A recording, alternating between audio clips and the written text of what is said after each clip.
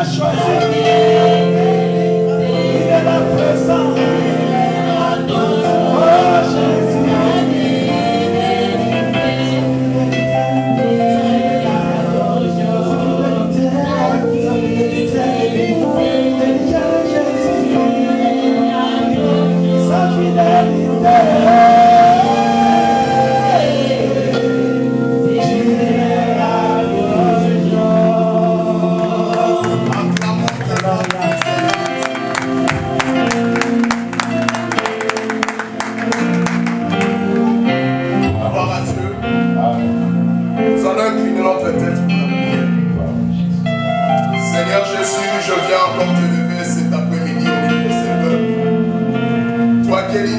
Et louange.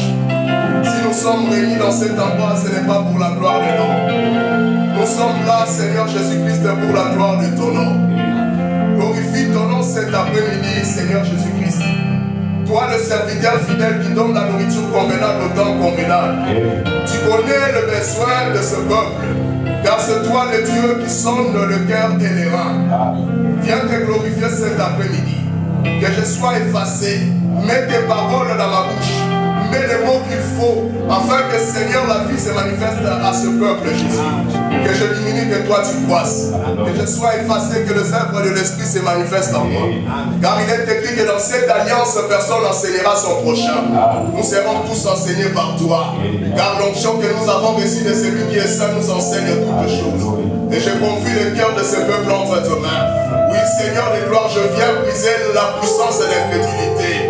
Au nom de Jésus-Christ, je rends tout esprit captif à l'obéissance de ta parole. Je rends tout esprit captif à l'obéissance de ton nom. Que la seule gloire te revienne, toi, le Dieu qui est digne d'adoration. Il est comparable à toi, Jésus-Christ. Du soleil levant, soleil couchant, il n'y a point de Dieu comme toi. C'est toi, la Dieu, le Dieu véritable et la vie éternelle. Communique ta pensée et ta vie à ce peuple. Selon qu'il est écrit que ta parole est esprit et vie. Tu es le Dieu fidèle. Et c'est toi qui gardes ta fidélité envers tes serviteurs qui te craignent. Viens te glorifier car tu es l'espérance de ma foi. Au nom de Jésus-Christ, nous avons ainsi prié. Amen. Acclamons encore très fort. Alléluia. Gloire à toi, Jésus. Gloire à Jésus. Gloire à Jésus. Que le Seigneur Jésus soit béni. Amen.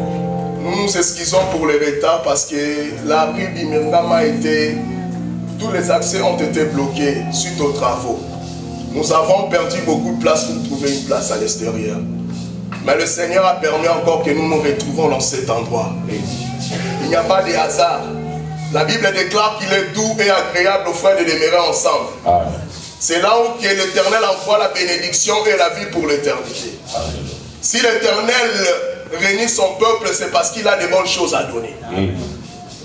Et nous croyons que notre Dieu est fidèle. L'infidélité de l'homme n'anéantira jamais la fidélité de Dieu.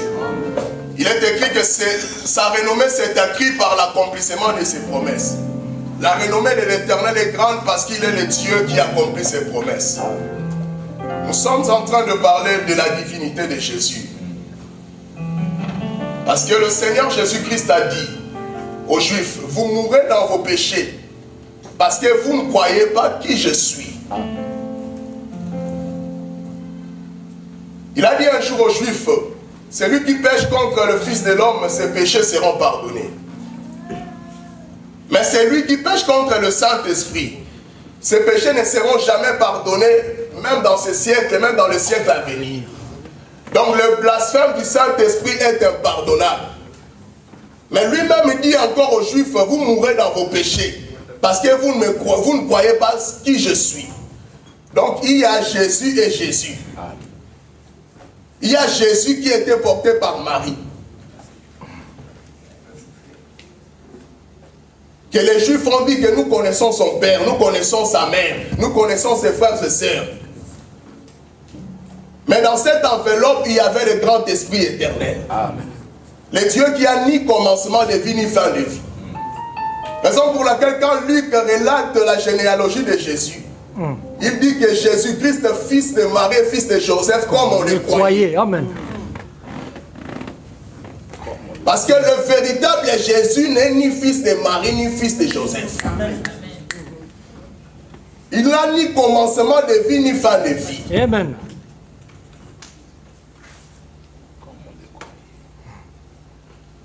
Et quand Ésaïe chapitre 9 verset 5, Ésaïe prophétise, il dit, un enfant nous est né, un fils nous est donné. On l'appellera Dieu puissant, prince de la paix, l'admirable conseiller, Père éternel. Or, éternel, c'est quelqu'un qui a ni commencement ni fin. Mais comment un enfant qui vient de naître, on l'appelle le Père éternel?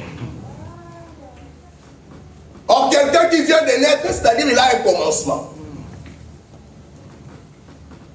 Mais cet enfant qui est né, Esaïe dit que son nom, c'est le Père éternel. C'est-à-dire un Père qui a ni commencement ni fin. Raison pour laquelle Paul dit en lui, habiter corporellement, c'est-à-dire dans le corps. Amen. Toute la plénitude de la divinité. Amen.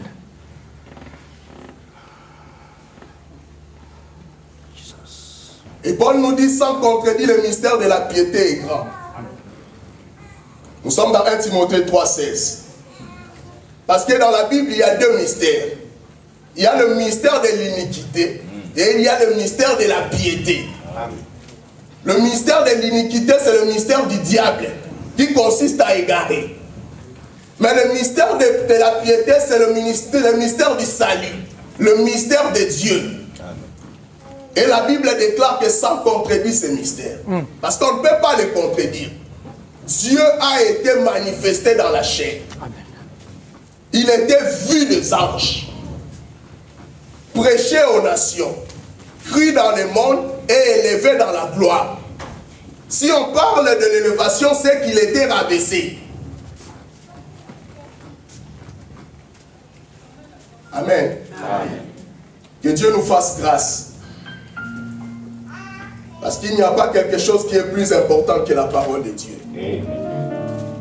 Vous savez, le principe de la vie, hein? Il n'y a pas de gloire sans sacrifice. Pour bénéficier des bonnes choses, même dans la vie, il faut se sacrifier. Même pour grandir dans la parole, il faut se sacrifier. Comme vous nous voyez comme ça, nous avons passé du temps dans le partage et dans le prière. Ce n'est pas un effet du hasard.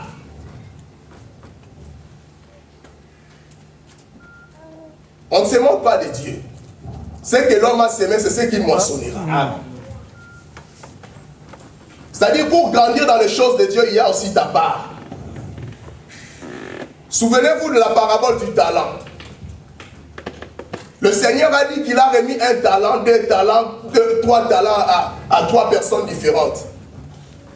Mais il appartenait aux hommes de multiplier les talents que Dieu a donnés. C'est-à-dire dans la perfection des dons spirituels, des talents que Dieu t'a donnés, il y a ta part.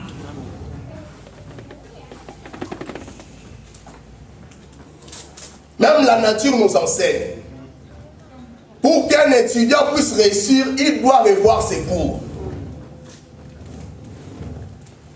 Donc dans les choses spirituelles, il faut que tu donnes du temps.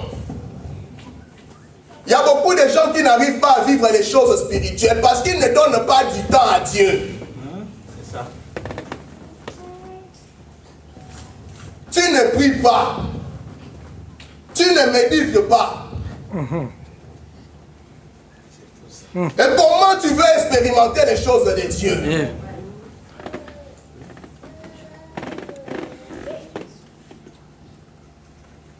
Vous savez, tout enfant de Dieu qui est appelé au salut, Dieu l'a donné le sceau, le gage qui est le Saint-Esprit. Amen.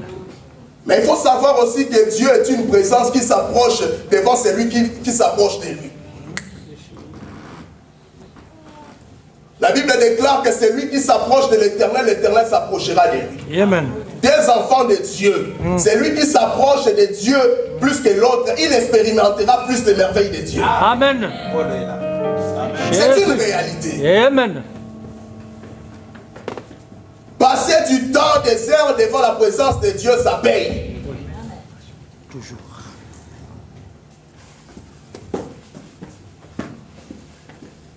Les gens aiment beaucoup la facilité. Dans les choses de Dieu, il y a des langages. Dans la perfection, le Seigneur nous a tout donné. Mais dans le langage de la marche, tu dois te faire violence.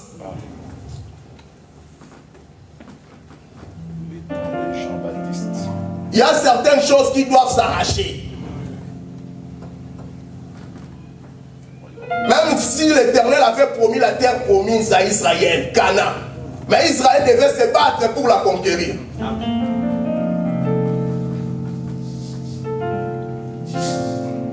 Et Dieu a permis qu'Israël se batte.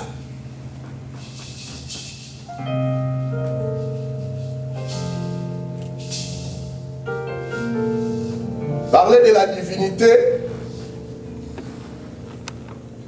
je prends l'exemple de notre frère Gigi tel qu'il est là. Le frère Gigi peut être marié, père des enfants, mais il peut occuper aussi plusieurs fonctions différentes. Directeur d'une société, je ne sais pas quoi. Mais si je veux parler de frère Gigi, je dois parler de frère Gigi avec toutes les fonctions qu'il occupe. On ne peut pas dissocier le frère Gigi et les fonctions qu'il occupe. C'est ça qui fait sa personne. Parler de la divinité consiste à parler de tous les attributs de Dieu. C'est ça qui prête confusion. Et parmi ces attributs, nous avons parlé de la dette. Il y a un cantique très connu que j'aime beaucoup. Je crois que c'est une chanson de Rock Kenoli. C'est la chanson qui l'a rendu célèbre. Et tout le monde partout on le chante. Nous disons Amen parce que c'est conforme à la parole de Dieu. Amen. Parce que nous n'avons pas un problème avec les gens. Notre problème c'est la parole. Amen. C'est une chanson en anglais traduite en français même en lingala. Qui dit que le Seigneur Jésus vient du ciel sur la terre pour montrer la voie. Tu allas à la croix pour payer ma dette. De la croix au tombeau, du tombeau vers le ciel, je loue ton nom éternel. À lingala, vous le chantez, aussi dit qu'emboye nase, kopé sanga bomoy. Au matin et koulousu, au fouti nyongonanga. Donc tout le monde reconnaît que Jésus est allé à la croix pour payer la dette. Amen. Amen. Et c'est correct, c'est vrai. Tu dis que Jésus a payé ta dette. Mais l'œuvre de la croix a eu lieu il y a cela plus de 20 siècles. Jésus n'a pas payé sa dette, mais ta dette. Or, pour parler de la dette, il doit y avoir les créanciers et les débiteurs. C'est lui qui prête et c'est lui qui emprunte.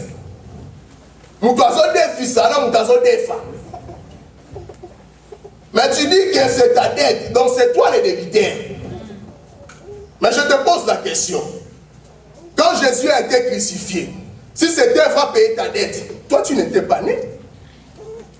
Ni tes parents, ni tes arrière-grands-pères.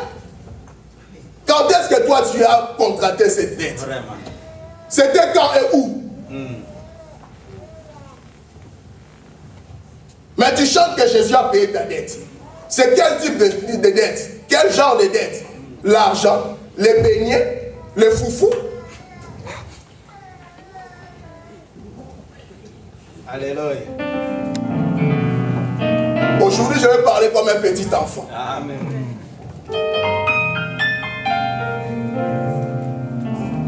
Mais Jésus a payé ta dette, tu reconnais cela.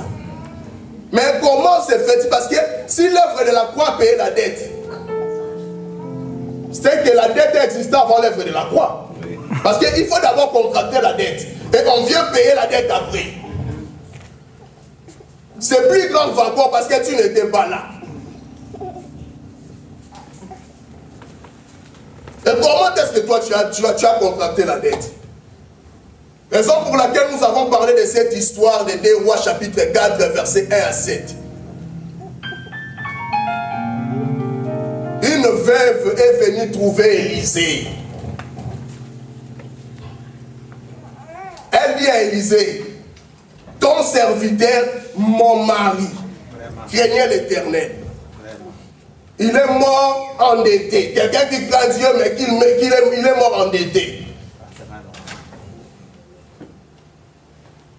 Il dit que le créancier s'est présenté. Il veut prendre mes 2 enfants en otage ou qu'ils deviennent ses esclaves.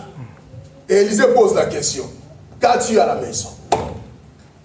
Cette femme, le créancier n'a pas voulu même prendre la maison de cette femme. Donc c'est une dette qui cherchait des hommes, des humains.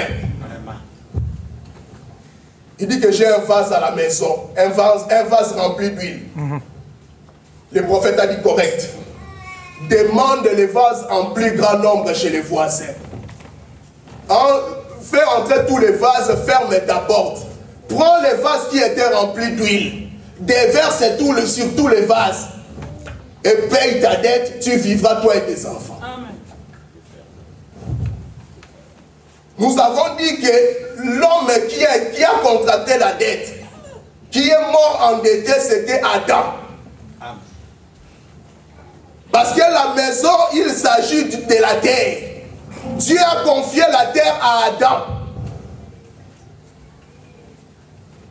Parce que la Bible déclare que Dieu a permis, Acte chapitre 17, verset 6, que tous les habitants de la terre soient issus d'un seul sang.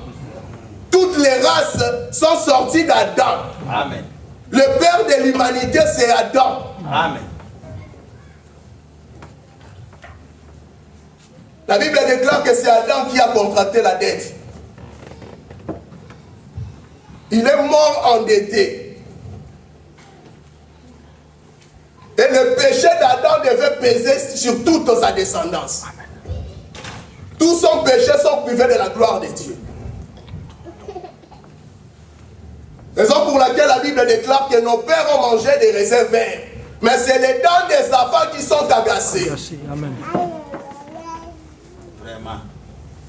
C'est l'iniquité du père qui retombe sur les enfants. Même si tu n'as pas contracté la dette, le fait que tu es né dans cette maison, la dette te concerne. Le fait que tu es descendant d'Adam. Donc la dette est là que les gens chantent, Jésus a payé ma dette. En réalité, ce n'est pas toi qui as contracté, c'était la dette d'Adam. Elle devient ta dette parce que tu es sorti d'Adam.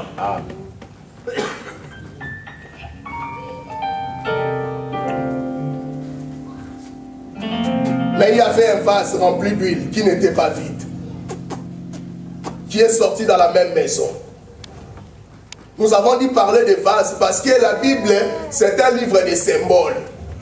Dieu peut parler du peuple pour parler des nombres. Raison pour laquelle la Bible, il ne faut pas lire la Bible comme l'histoire des Kouakou.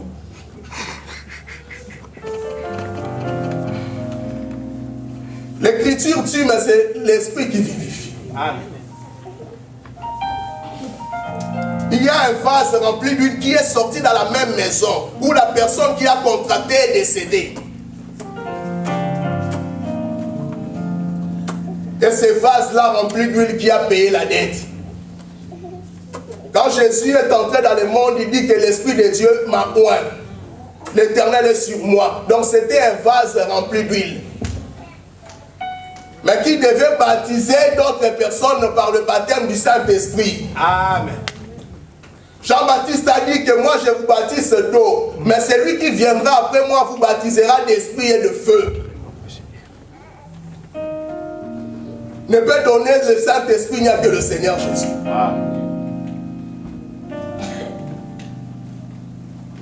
C'est grâce au Saint-Esprit que tu vas surmonter le péché. Amen. Nous avons dit que le Saint-Esprit est un gage. Un homme sérieux, lorsqu'il donne un gage, il doit revenir. Amen. Et nous prions un Dieu sérieux. Parce qu'il a donné son esprit aux hommes, il reviendra.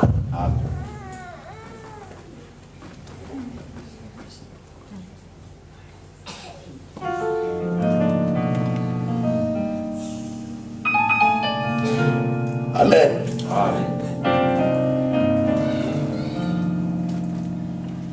Comme nous sommes en train de parler des attributs de Dieu, et nous avons dit l'autre fois que nous prions un Dieu qui peut se faire grand et petit. C'est ça le problème. Il peut se faire roi et serviteur. Nous avons lu Exode chapitre 34.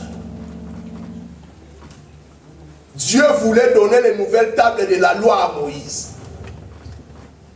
Il dit que nous allons nous rencontrer sur la montagne pour que je donne les 2 tables de loi parce que les premières ont été brisées par Moïse. Mais lorsque Dieu vient rencontrer Moïse, Dieu s'est enveloppé de la nuée. Et quand il s'est enveloppé de la nuée, la Bible déclare que l'Éternel dit que l'Éternel est merveilleux. Amen. Donc Dieu descend et Dieu parle à la 3e personne, comme s'il s'agissait de 2 personnes différentes. Nous avons dit parler de la nuée selon Jude verset 12. La nuée parle de corps. Parce que quand Jude parle de faux prophètes, il dit que ce sont des nuées sans eau, des hommes sans parole. Donc c'était une prophétie. Lorsque Dieu prendra la chair, Dieu se fera serviteur de Dieu. Dieu parle de Dieu. Amen. Il n'y a pas des éternels. Mais quand le Seigneur prend la chair, il fait tout comme un serviteur. Alléluia.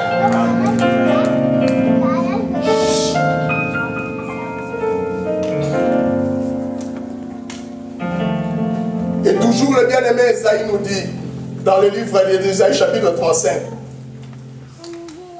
la rétribution de Dieu viendra. Votre Dieu viendra lui-même et vous sauvera. Amen. Et lorsque ce Dieu viendra lui-même, alors s'ouvriront les yeux des aveugles. Amen. Le paralytique marcheront, les sourds entendront. Donc il dit que Dieu viendra et il donne le signe qui devait accompagner Dieu. Amen. Donc si Dieu ne vient pas lui-même, l'aveugle ne verra pas. Amen. Amen. Les sourds n'entendront pas. Amen. Et dans Matthieu chapitre 11, versets 1 à 5, quand le bien-aimé Jean était dans la prison, il envoie ses disciples pour poser la question à Jésus. Allez poser à cet homme la question. Devons-nous entendre une autre personne ou si réellement c'est lui le Messie? Mais Jésus a dit, allez dire à Jean, parce qu'il savait que c'est un prophète, il maîtrise la loi. Amen. Allez dire à Jean. Donc Jésus répond conformément à la prophétie d'Esaïe. Amen. Amen. Allez dire à Jean ce que vous entendez, ce que vous voyez. Le paralytique marche. Or la promesse dit que Dieu viendra lui-même, alors les aveugles verront. Amen. Les sourds entendent. Parce qu'il sait que quand vous allez dire cela, Jean va comprendre que c'est Dieu qui est venu lui-même. Il va fermer sa bouche. Parce que nous avons dit aucun prophète puissant a ouvert les yeux des aveugles. Lis toute la Bible, ça n'existe pas. Aucun prophète puissant a fait marcher les paralytiques. C'était des signes qui devaient accompagner Dieu.